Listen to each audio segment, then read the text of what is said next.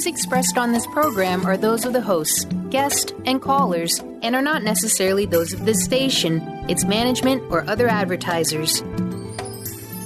You're listening to Transformation Talk Radio.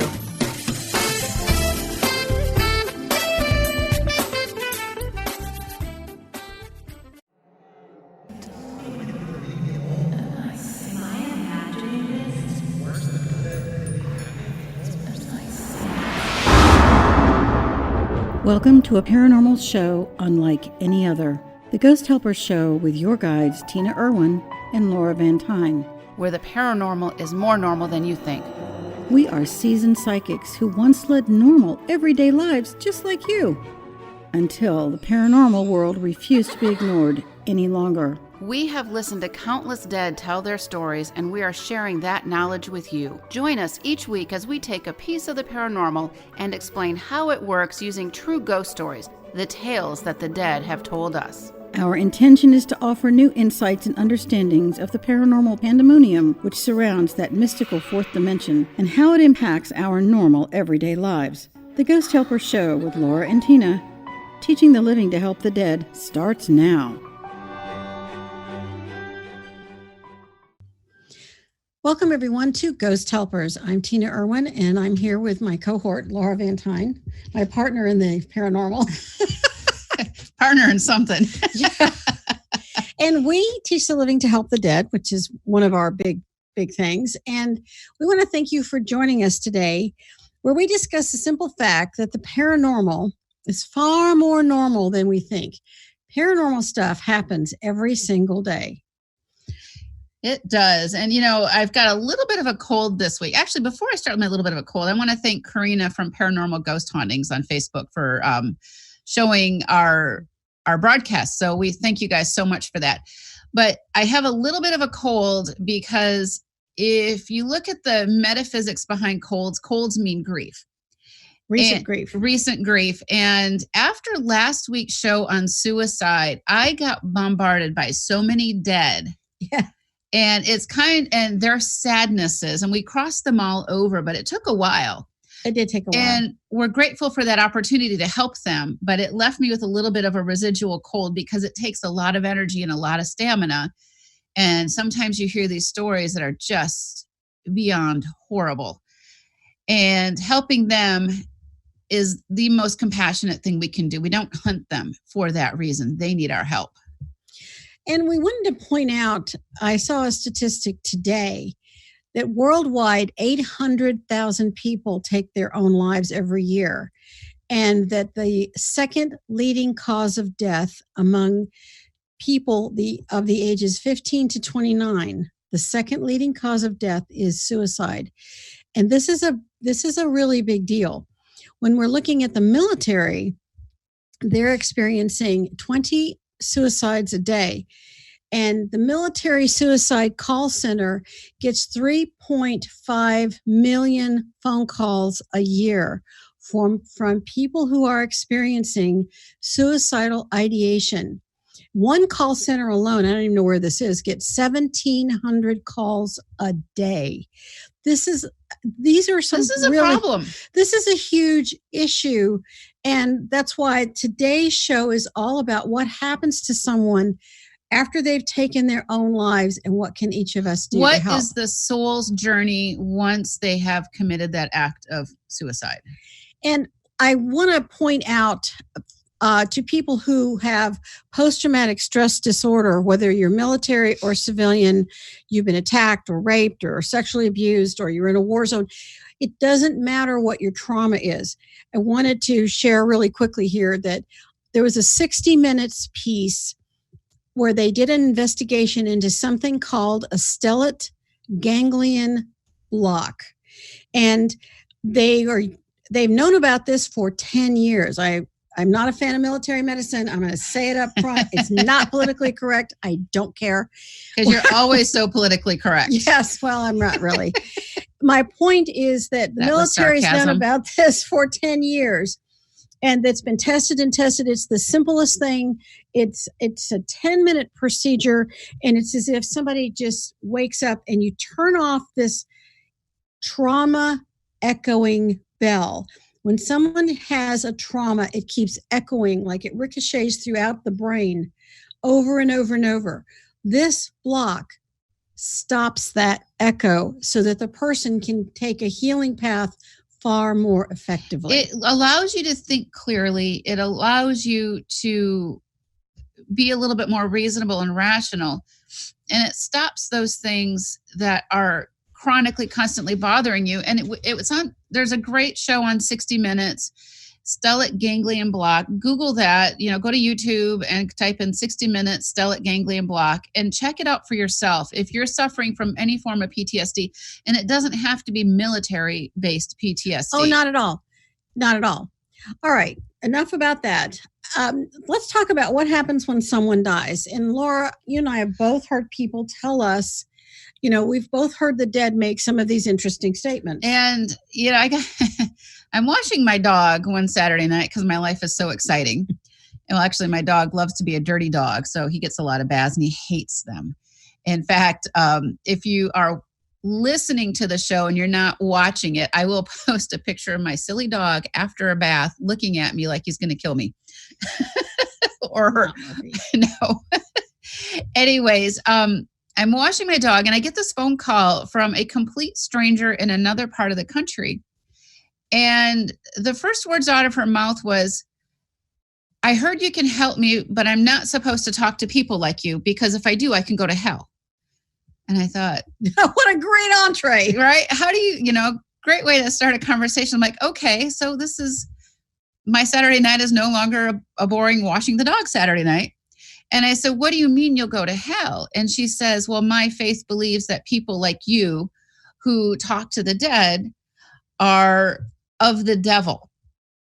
And my brother committed suicide and his ghost, his soul is his spirit is what she called it. And we don't use the word spirit because it's not very defining. It's very vague. It's like you go to the zoo and look at the mammals. Well, what are you talking about? A ghost is a soul who's left their physical body. Her brother's soul was in her house, but he's no longer in a physical body." And I said, "Why is it that you think that A, your brother is still there with you, and B, that you're going to go to hell for talking to me?"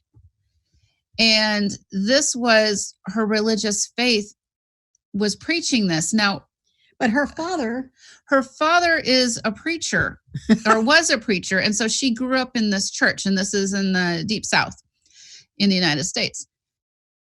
And as I'm talking to her, she is so relieved that she can talk to somebody about her brother because she doesn't know what to do for him. And she was telling me that the troubled, horrible life he had starting at the age of 5 when a couple of uncles had raped him. And this is critical because rape is a family pattern. Doesn't matter your religion. It's just a family pattern. Religion's irrelevant in this case. Abuse is abuse, no matter, what. In the name of God, it doesn't matter. It doesn't matter. It's still abuse. His soul was fractured at the ripe old age of 5 years old. And he could never overcome that. He became involved with drugs and always had depression issues. And from what it sounded like, according to the sister, the woman I'm talking to, that rape in the family just got pushed under the rug. So those perpetrators, first of all, were free to rape other people. I guarantee you this young man was not the first or the last. Yeah.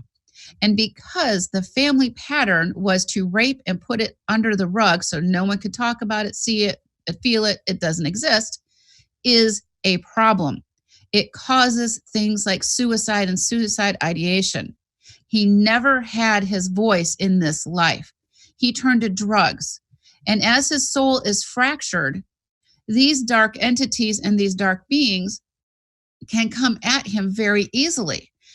And it's something that, and we'll talk about this more in a future show, we all have an auric field, a force field around us, ideally.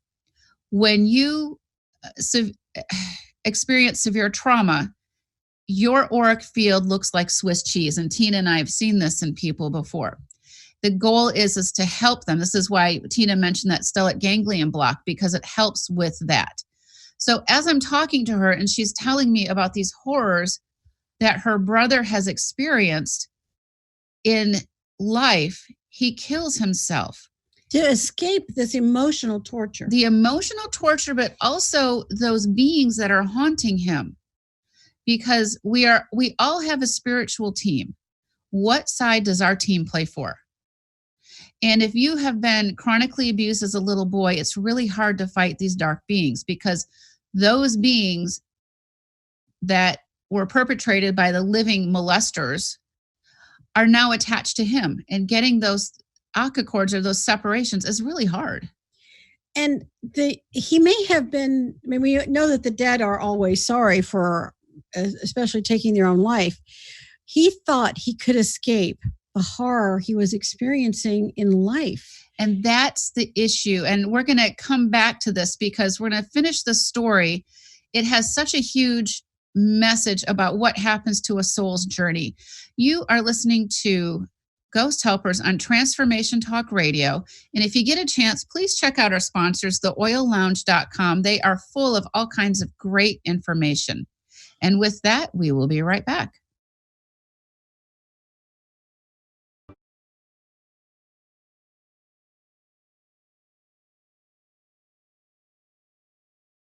Welcome back to Ghost Helpers. Laura was just explaining this very interesting story while she was washing her dog about a woman who called and explained that she was told that if she talked to someone like Laura, that she was going to go to hell, and that there was no such things as ghosts, but her brother committed suicide and she knew he was right there. And could Laura do anything to help her? So take it away. Her big concern was she loved her brother. They've been told if you commit suicide, you go to hell. And so now her ghost brother is living with her and she doesn't know what to do with him, which is why she calls me.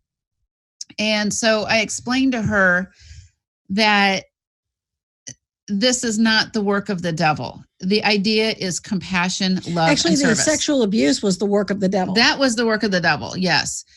And, then he had a bout with drugs and all of this other stuff. He's had a really troubled life, and he thought if he killed himself, he could escape it. But what happened was, as I'm working with her, he comes in and, we work together so she can actually have a conversation with him.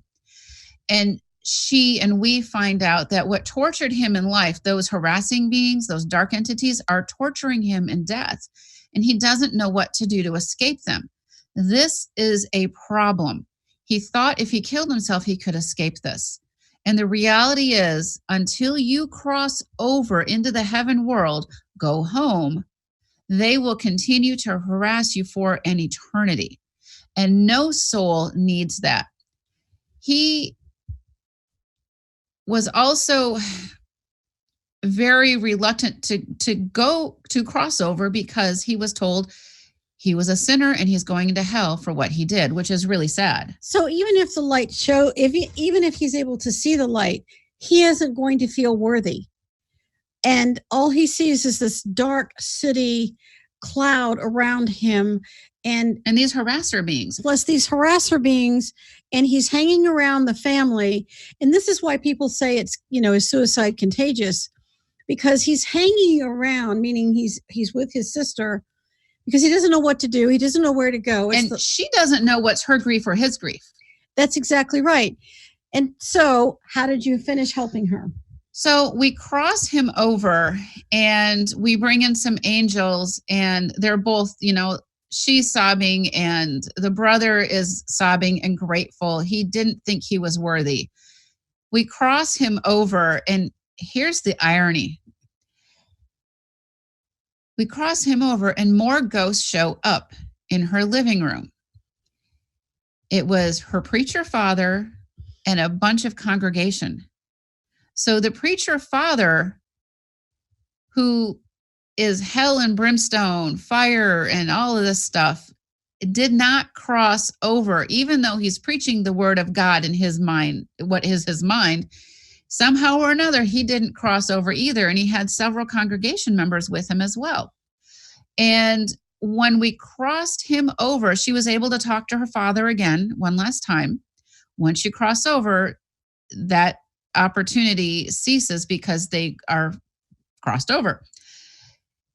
She got to hear from him some apologies and how he couldn't believe how wrong he had been. Now, this again is a family pattern. In certain families follow the same religious doctrine lifetime after lifetime after lifetime. This is their family pattern. You're born in sin, you die in sin. So if you're born in sin, you die in sin. Do you ever cross over? And the answer is not really. No, because you're never going to feel worthy. That's, to me, one of the biggest problems of all. And so when you can, she bucked up her courage. It was a huge, courageous moment for her to call me. It was hugely courageous to buck a lifetime of religious doctrine, to call a psychic and say, help me with my ghostly brother, because her preacher dad would have said there's no such things as ghosts. Or if they're a ghost, they're actually in hell and they deserve to be there. And the truth is that God is a whole lot more compassionate than that, thank goodness. Right. And there's no judgment. So whether it's Laura or I crossing someone over, we're not sitting in a place of prejudice or judgment. We don't really care what your religion is. There's no religion in the afterlife. I know that's a big shock, but there isn't. What you've done in life or what kind of person you are. The fact is when you leave this mortal body, you need to go home. Because if you linger as a ghost, your soul energy, what is you, starts to deteriorate. And what happened was, as he's crossed over, his wounds heal. He gets spiritual counseling. So this is understanding what happens to a soul after they have taken their own life. You can cross them over. And they get to sit down with somebody called a counselor of divine wisdom, and they review the life just lived. It's like in the military, we call it a lessons learned. Okay, so you had this life and blah, blah, blah, blah, blah. You could have made this choice, but look at what happened to you, and you did the best you could. It's not a judgment. You're not sitting in front of these, mighty, horrible, terrifying gods. You're sitting in front of, it's just it's a regular table, and they sit down and they say, okay, you lived this life, and let's look at your life, look at the decisions you made. Let's do a review together. It's so kind. And it's so compassionate. That is what happens when we cross over. When we don't cross over, we impact the living. And we have a course online. If you go to ghosthelpers.com and go to the courses page and click on the tab that Healing the Grief of Suicide.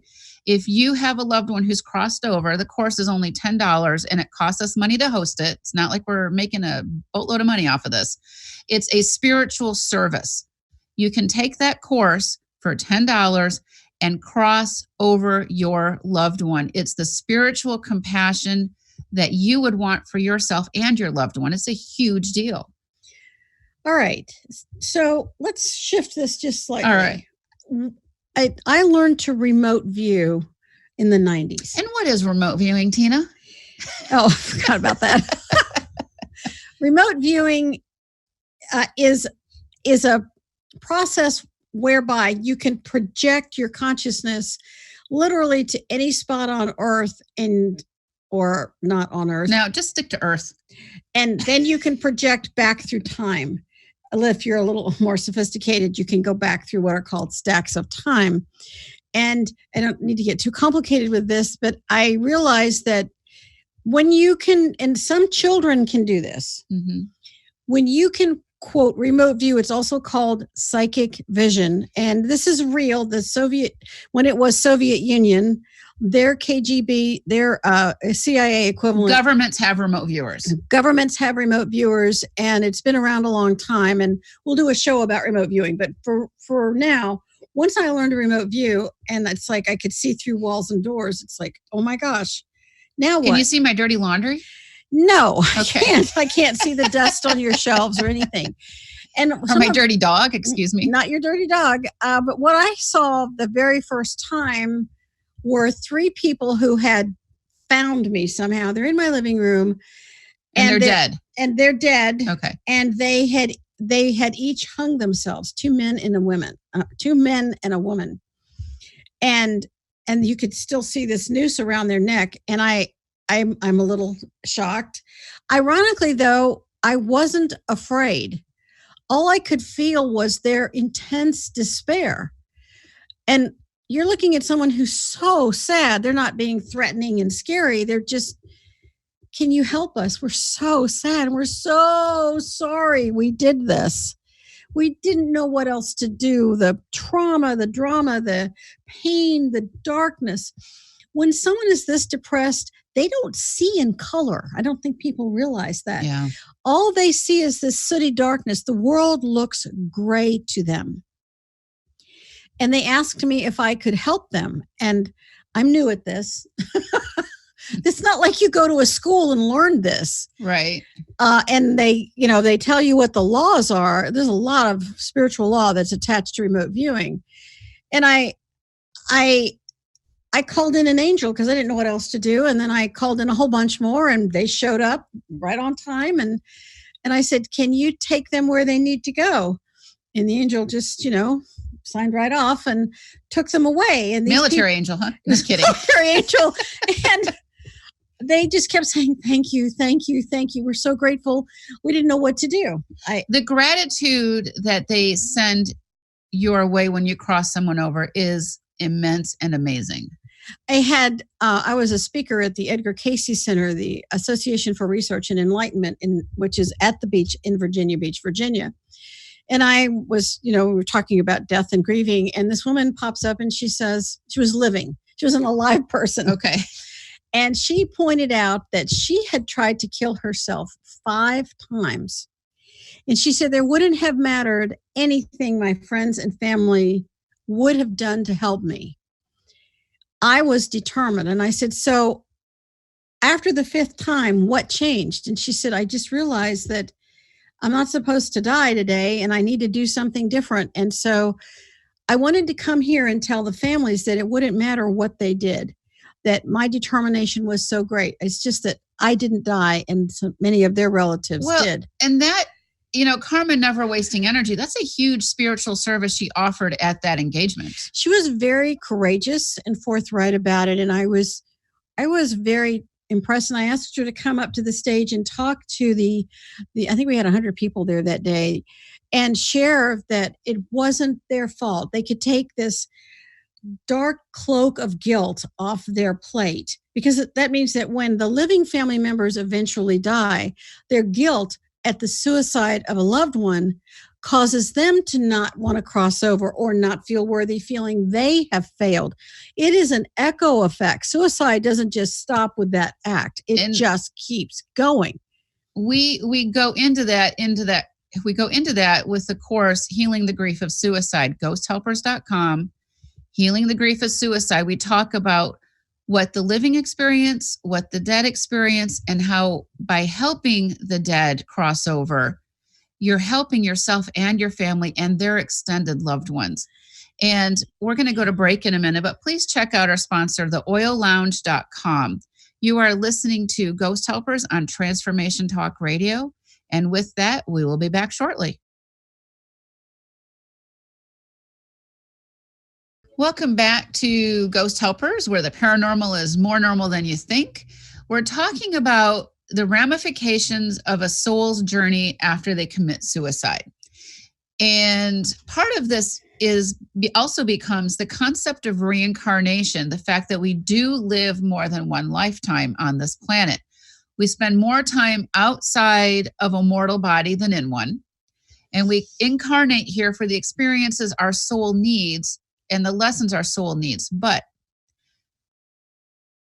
there's an interesting story, Tina, I want you to share with a client that you had a few years ago, because I think this is a great illustration of the importance of learning a lesson and crossing over and what happens to a soul.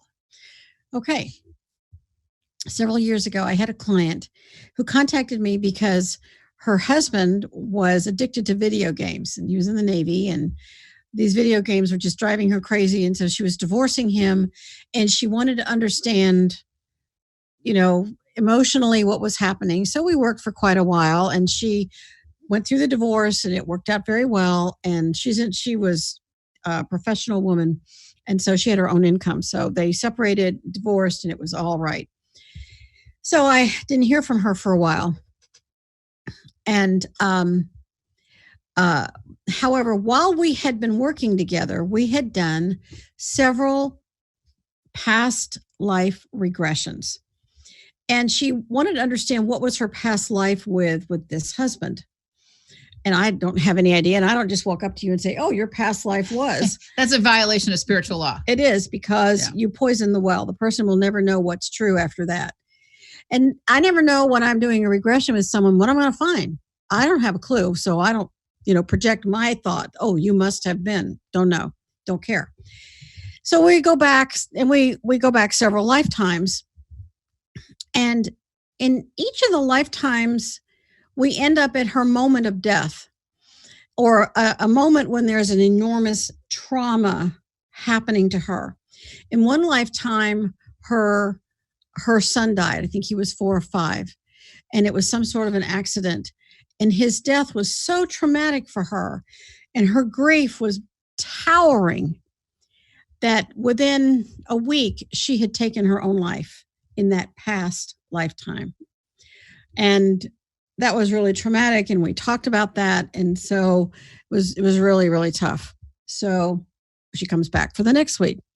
She said, I feel like I need to go back again. I'm sorry, I'm moving my hands too much. Yes, I'm holding your hands. I don't know if the cameras can see that. Okay. Duct tape next week, woman. Okay. So we do another regression. And in this regression, she is super close to her dad. And in that life, he was killed in a hunting accident. And she was so horrified at this that she took her own life in that life. We come back a third week, do another regression. And in this regression, her husband, who was the love and the light of her life, is killed at sea. And she, within hours, she takes her own life because she can't face the grief. And so I said, we're seeing a pattern here. And what we realized was that in each lifetime, it's the same soul. One life, it was her son. Another life, it was her dad. Another life, it was her husband. Each lifetime, that soul dies. Well, and we incarnate here in our family groups. Yes. And the players may play a different role, right? To help you to grow. Mm-hmm. And sometimes one of the hardest lessons in life is learning to work through the death of a loved one. Could be a mom, dad, sibling, child, anything. Spouse, could be anything. And so she feels like she's learned a great deal, and she says, I haven't had that happen this life. So it was she said, all right, well, I'm okay. So we stopped working for a while. And then she was doing a lot of traveling, and on a plane, she met this really cool pilot. And he was a military pilot. And man, they just hit it off. It was like she had always known him. And they dated, and I worked with her a couple times during that. And she's going on and on. She's just nuts about this guy. She didn't feel like that at all with her first husband. Quite the drama. And just crazy about this guy. And he is with her, and she's part of this military community. And oh my gosh, she's glowing. She's so happy. And they're engaged. And it's just a delightful situation. And so one afternoon, watching TV, and they said, a military pilot, there was a crash of a plane way out near the Yuma Proving Range in Arizona. And I went, oh my God, I know who that is. I know who died. I could feel it. I didn't even have to wait for the phone call. And so it was her fiance who died. And they didn't even name the pilot.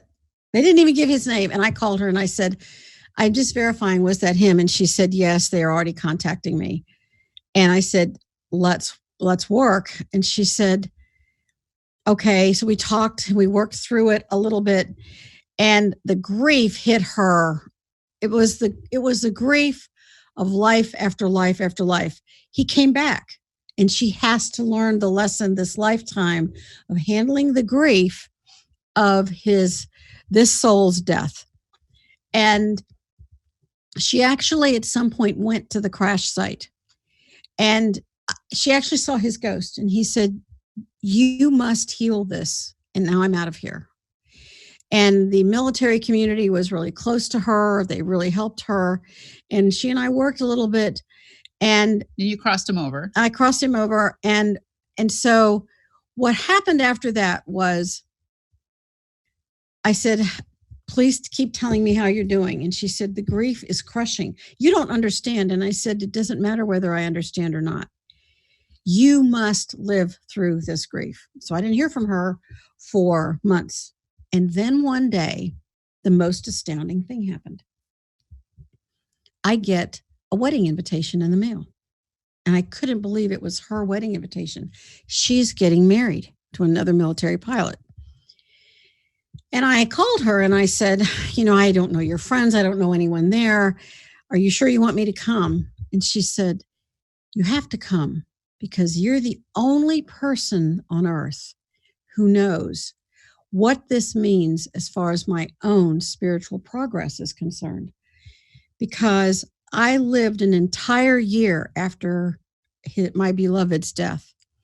And I said, do you love this man you're going to marry? And she said, I love him. It isn't the same. And I said, maybe it's not going to be the same. But this means that you have chosen, of course, I hit the thing again. Duct tape. Misfidgeted. You have chosen the hardest path of all, which is life after the death of someone you dearly love. He didn't take his own life. And in this lifetime, you are not going to take your own life either. She said, I know. So I went to her wedding. I took my youngest son as my escort because my husband was at sea. What a concept. And she took me aside and she said, I'm happy today. And I didn't think I could ever get this far in my own soul growth. And she is still living. She's still growing. She still misses the one who died. And this is a fascinating view to understand that this soul wasn't, people are going to say, well, they kept punishing her because that person died. No. Karma wants to know that you got the lesson. And I said, you're living a whole life means that you will have earned a whole life, this life. You will have earned a whole life in your next incarnation. And very probably you'll get to see him, your truly beloved, again. And you might be surprised that you're so proud of yourself that you have grown and transcended staggering grief from these lifetimes. So this is in a book we have out called Soul Evolution, Past Lives and Karmic Ties. We talk about that the soul is evolving, and sometimes your soul purpose, your only purpose is to stay alive through the traumas that life gives you. And the really, truly important point of the story is that God doesn't punish us. God doesn't punish someone after they have taken their own life. What we get to learn from it is critically important. And had she crossed over in those previous lives, which she didn't, she came back with that same crushing grief living within her.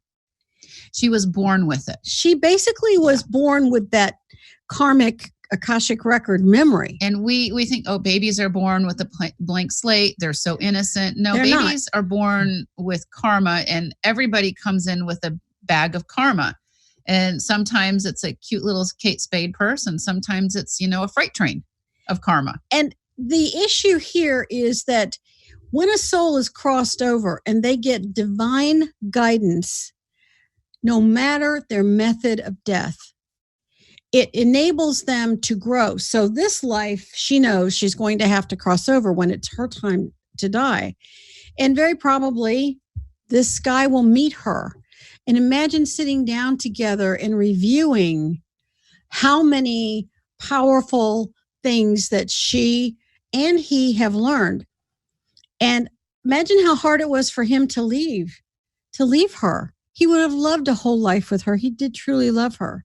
So whether someone takes their own life because of post-traumatic stress disorder or crushing grief or being attacked or having something else happen.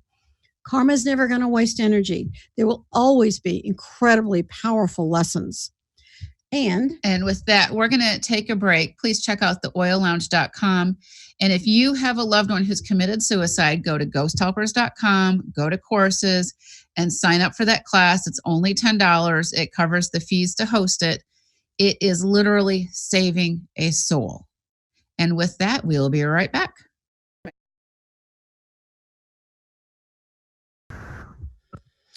Welcome back to Ghost Helpers. I'm Tina Irwin. We want to take this last little bit here to review the bidding so that we can make sure that these incredibly important points are well understood. What we want to point out is that can you begin to imagine the healing you can experience if you can understand why someone would take their own life? You can't imagine the darkness they felt. You can't begin to wrap your brain around their hopeless feeling. Some of them have huge anger and rage, and it literally drove them to commit a violent act against themselves. Some people commit a violent act against themselves and others. When you have that much rage or darkness inside of you, just saying, if I could only have helped them, not going to make a difference. It's important for you to understanding that God does not punish someone who takes their own life. It's not a judgment issue. There's no judgment. There's no prejudice. When you cross them over, you reduce the karmic burden that the dead person is creating because they're no longer harming the living. Because when they're like this, literally haunting you, they are reducing the frequency of a living person and causing them to have additional problems. You can't tell what's your grief and what's there. Right. And I'm going to put this out there, and I'm not going to win the popularity contest by saying this, but when somebody takes their own lives, when they die by suicide, they do not cross over. Their depression is so great. It's like they're in a huge fog bank and you can't even see your hand in front of your face. So if they know to go to the light, they're not going to see the light. This is why it's so important to cross over your loved ones who have committed suicide. Never, ever assume that they have crossed over. Please work on crossing them over so they can get the soul restoration and divine guidance they need when they literally go home or to the heaven world. And what it does for that soul who was tortured in life and is now tortured in death is they now have access to those things that Tina was talking about, divine counseling and help, healing for their soul. It also helps the living when they cross over because of their grief. What's my grief? What's their grief? This is why in last week's show, we did a part 1 on suicide. I talked about a woman who had 17 family members commit suicide. It was their family pattern. Much like that preacher family's family pattern also had a hidden family pattern of rape and abuse of small children. When we cross them over, those family patterns get broken. All right. As we're talking about this, where can someone find the crossing over prayer for suicide? You can go to ghosthelpers.com and you can find these prayers there. You can take the online course for $10 and get all of the tools you need to help cross them over and to gain a deeper insight and understanding. Because when you address the dead, you help the living. And a lot of times, if you go to a house that's haunted or you have a psychic medium or somebody come over and, clear your home or property, chances are they usually banish the ghosts or they send them off, but then they become someone else's problem and you're not helping that soul. And that is a huge problem. Also, if you are familiar with our books, Ghost Stories from the Ghost Point of View, those crossing over prayers are in the backs of that book. And We also have the Lightworker's Guide to Healing Grief, which also has those prayers. So we've put them in as many places as we could because they make a huge difference. Okay, so like we said, some of our very first ghostly connections were people who had taken their own lives, whether they were teenagers or men, women, it didn't really matter. So let's talk about, what does crossing someone over do for the family? Well, it's your last act for that family member. It is your last compassionate, loving act. And in this lifetime. In this lifetime. Yeah. And it's going to help your grief more than you can imagine, because you don't know how to separate, not because it's a fault. It's just, how would you know how to separate your grief from the grief of the person who took their own life? It doesn't mean you stop missing your loved one, but it means that you can miss them in a different manner that's separated. So it's a little, I want to say almost a little elevated. So you have more clarity over your missing that loved one. And when you cross them over, it's something astounding. You know where they are. Because people say, well, I like to think. It doesn't mean you know. When you cross them over and you bring in those enormous angels and they embrace that soul. And the Course talks about how to do that. That's right. When that happens, then you know where they are. And you might be surprised at the amount of gratitude you start to feel from them, and even from the heaven world. And never assume that a loved one has crossed over. Use the benefit of the doubt. I mean, it's better to be safe than sorry. Oh, absolutely.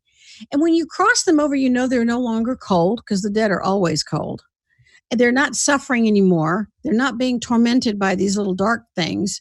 And I'm going to stop you with the little dark things, because evil exists.